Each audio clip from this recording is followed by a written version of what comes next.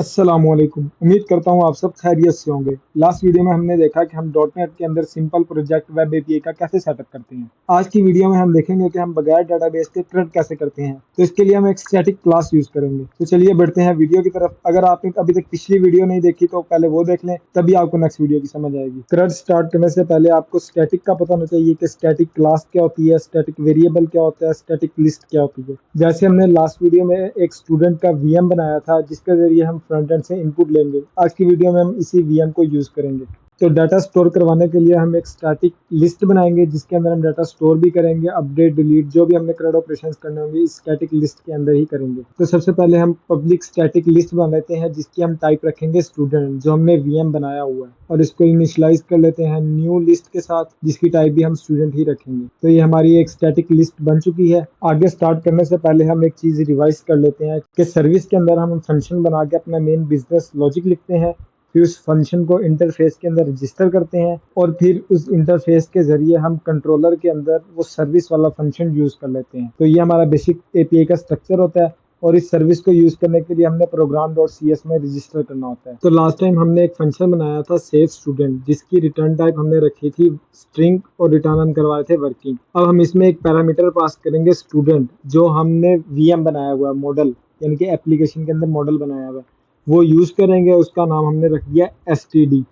अब हमने student list के अंदर इस std को ऐड करना है। अब हम लिखेंगे स्टूडेंट लिस्ट डॉट ऐड और उसके अंदर वो std को पास कर देंगे। इसको रन करके देख लेते हैं, लेकिन ये हमें एरर देगा क्योंकि रिटर्न टाइप हमने स्ट्रिंग रखी थी और रिटर्न कुछ करवाया नहीं है। तो हम एक जल्दी से रिटर्न सक्सेस करवा लेते हैं, और फिर हम ये इंटरफेस के अंदर भी फंक्शन को चेंज कर देंगे क्योंकि हमने इसके अंदर एक पैरामीटर ऐड किया है। और उसके बाद कंट्रोलर के अंदर भी हम यहाँ पे लिखेंगे जो हमने पैरामीटर लेना है यूजर से, स्टूडेंट उसका नाम रखा है std, और वो हमने सर्विस वाले फंक्शन को पास कर दिया। तो इसे हम रन करके देखते हैं। तो ये हमारा स्वैगर ओपन हो चुका है। इसके अंदर जैसा कि आप देख सकते हैं कि हमें वही मॉडल वाली फील्ड शो हो रही है। इसको हमने जब एग्जीक्यूट किया तो हमें इसने सर्विस वाला सक्सेस शो करवा दिया। अब इसका अब हमारा सेव वाला फंक्शन काम कर गया है। अब हम इसमें एक और चेक लगा लेते हैं कि इस ईमेल वाला यूजर ऑलरेडी एग्जिस्ट तो नहीं कर रहा हमारे पास। हमने एक एग्जिस्टिंग स्टूडेंट का एक वेरिएबल बनाया, और हम स्टूडेंट लिस्ट में से करेंगे फर्स्ट और डिफॉल्ट। ये हमें एक करेगा कि लिस्ट में एक बाय एक करके चेक करेगा, और इसमें से जहाँ पे मैच हो रहा होगा वो पहले वाला रिजल्ट हमें रिटर्न कर देगा।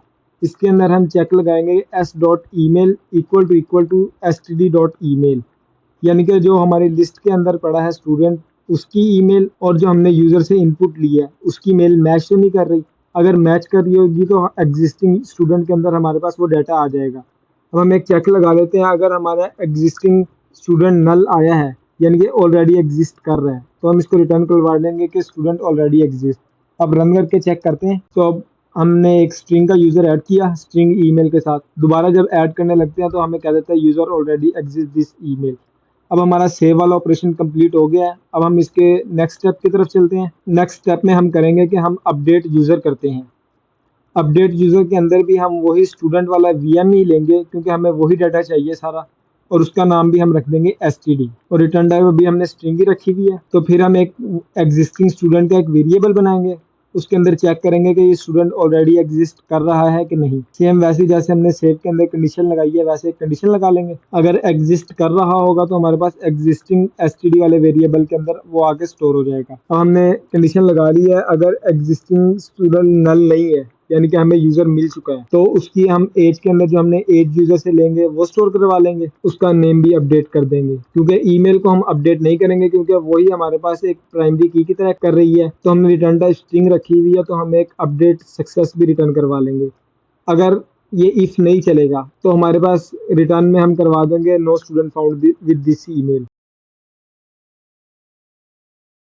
अब हमने ये फंक्शन अपने इंटरफेस के अंदर रजिस्टर करना है, तो हम ये फंक्शन अपने इंटरफेस के अंदर रजिस्टर कर लिया, और अब हम जाएंगे कंट्रोलर के अंदर। कंट्रोलर के अंदर हमने अभी से इंप्लीमेंट करना है। तो जैसा हमने लास्ट वीडियो में देखा था हम पोस्ट और गेट किस किस लिए यूज करते हैं, तो हम ये पोस्ट की एपी बनाएंगे, इसका नाम रखेंगे अपडेट स्टूडेंट, और इसका एक फंक्शन बना लेंगे जिसकी रिटर्न टाइप होगी आई एक्शन रिजल्ट का एक नाम रखा। इसके अंदर भी हम यूजर से पूरा एक मॉडल ही इनपुट ले रहे हैं, तो हम इसका नाम रख देंगे स्टूडेंट std जैसे हमने सेव के अंदर रखा था, और ये वाला हमने पास करना होगा आगे उसी सर्विस के अपडेट वाले फंक्शन को। तो तकरीबन ये कंट्रोलर के अंदर कोड ज़्यादातर सेम ही होता है, सिर्फ फंक्शन का नाम चेंज होता है या पैरामीटर चेंज होते हैं। तो हमने गलती से सेव वाला फंक्शन कॉल कर दिया है, इसको हम कर लेते हैं अपडेट वाला, जो हमने सर्विस के अंदर अपडेट का स्टूडेंट बनाया है। अब हम इसे रन करके चेक करते हैं। ये हमारे पास सबसे पहले हम एक स्टूडेंट सेव कर लेते हैं, फिर उसे अपडेट करके देखेंगे। ये हमारा सेव हो गया। अब हम अपडेट के अंदर आते हैं, जिसकी ईमेल स्ट्रिंग हो और उसका सबसे पहले हम एक गलत ईमेल लगा के चेक करते हैं।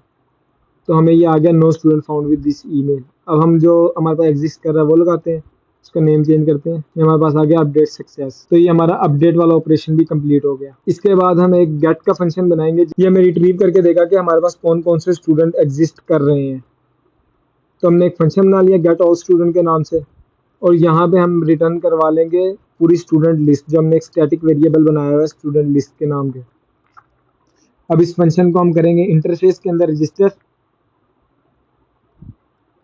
इंटरफेस के अंदर रजिस्टर करने के बाद हम जाएंगे कंट्रोलर में। कंट्रोलर में सिर्फ एक फंक्शन कॉल चेंज होता है या पैरामीटर चेंज होता है, बस ज़्यादा इसमें चेंज नहीं होता। तो ये हमारी अब गेट की एपीआई होगी, तो हमने गेट बना लिया और इसका नाम रख देते हैं गेट ऑल स्टूडेंट्स। इसका भी एक फंक्शन बना लेते हैं जिसकी रिटर्न टाइप होगी आई एक्शन रिजल्ट, और नाम रख देते हैं गेट ऑल स्टूडेंट्स। और ये बीच वाला सेम ही है सारा, तो इसी को हम कॉपी पेस्ट कर लेते हैं। यहाँ पे सिर्फ फंक्शन का नाम चेंज कर देंगे और पैरामीटर खत्म कर देंगे, क्योंकि हमारा ये सर्विस में फंक्शन कोई पैरामीटर नहीं लेगा। तो हम एक स्टूडेंट सेव करके देखते हैं।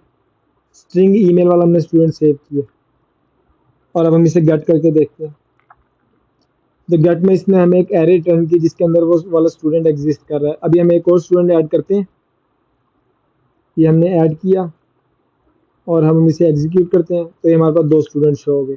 हम अपना अपडेट वाला केस भी टेस्ट कर लेते हैं। इसके अंदर हम स्ट्रिंग, जिसकी यूज़र की स्ट्रिंग ईमेल है, उसका नाम हम हेलो रखते हैं, और अब हम दोबारा रिट्रीव करके देखते हैं तो उसका नाम चेंज हो गया हेलो। यानी कि हमारा गेट, सेव और क्रिएट वाला केस चल रहा है। अब हम अपने नेक्स्ट स्टेप की तरफ मूव करते हैं। नेक्स्ट स्टेप में हम करेंगे डिलीट स्टूडेंट। तो इसके लिए हमें यूज़र से उसकी ईमेल लेनी होगी कि किस ईमेल का यूज़र डिलीट करना है। तो हम पैरामीटर में एक स्ट्रिंग ईमेल रख लेंगे, और हम इसमें भी हम चेक करेंगे कि स्टूडेंट एग्जिस्ट कर रहा है कि नहीं। सेम उसी तरह कंडीशन लगाएंगे, लेकिन इसमें st.email की बजाय सिर्फ हमने ईमेल लिया, तो हम उसी ईमेल को यूज़ कर लेंगे। तो ये हमने चेक कर लिया।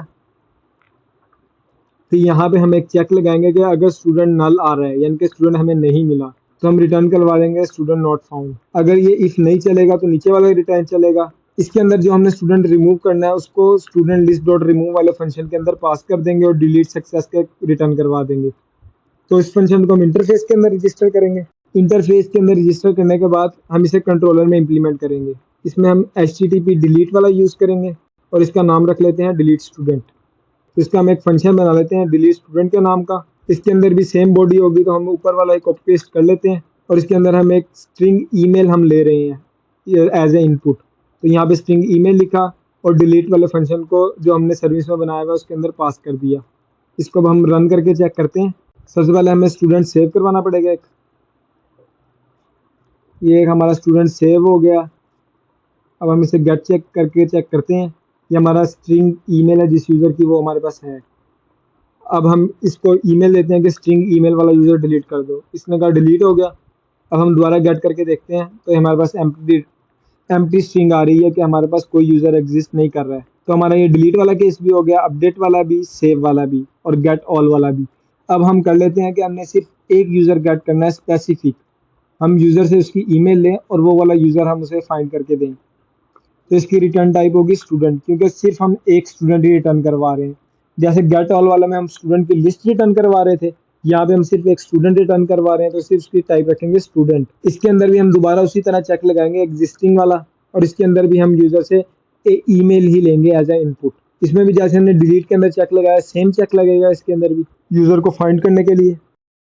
हम चेक कर लेंगे अगर हमारे पास एग्जिस्टिंग यूज़र नल आता है, यानी कि हमें स्टूडेंट नहीं मिला कोई, तो हम कह देंगे नो स्टूडेंट फाउंड।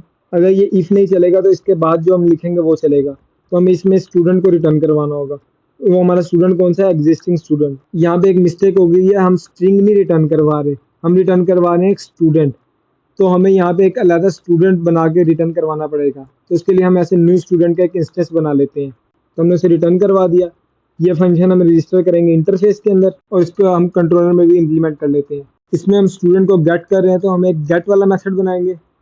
इसका हम रख लेते हैं http get और इसका नेम रख लेते हैं गेट स्टूडेंट बाय ईमेल और इसका एक फंक्शन बना लेते हैं फिर, और इसमें भी हम इनपुट ले रहे हैं ईमेल, तो इसकी बॉडी भी सेम होगी। हम ऊपर वाले कंट्रोलर में से कोड पेस्ट कर लेते हैं और यहाँ पे फंक्शन कर देते हैं गेट स्टूडेंट बाय ईमेल और उसको email as a parameter pass कर देते हैं।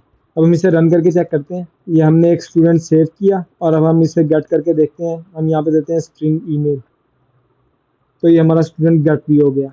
तो हमारा एपीआई का CRUD कंप्लीट हो चुका है जो हमने किया है विदाउट डेटाबेस। अगर इसका आपको कोड चाहिए तो नीचे मेरी गिटहब का लिंक आ रहा होगा, वहाँ पे कोड पड़ा है, वहाँ से आप क्लोन करके चेक कर सकते हैं। अगर आपको गिटहब से क्लोन नहीं करना था तो बता दीजिएगा कमेंट्स में, तो मैं आपके लिए एक वीडियो बना दूंगा जहाँ से आप क्लोन कर सकेंगे। तो आज के लिए इतना ही। अगली वीडियो में हम देखेंगे कि हम डेटाबेस कैसे इंटीग्रेट करते हैं। तो मिलते हैं अगली वीडियो में। मेरी थाली से कुछ खाए नहीं तो कैसे अक जताएगा, कमाते पैसे कैसे मुझे तू बताएगा। 14 साल की उम्र से कर रहा हसल पे, हाथ तक टाइट तभी पैसे की कदर है, जमाना मुझे दाद दे जब भी लिखूं हाथ से। मैं कसम से सोया नहीं हूँ पिछले 2-3 रात से मैं, ये मेरे कुत्ते मुझसे सीखे मुझे काटते, भलाई का जमाना नहीं हम फिर भी कला बांटते।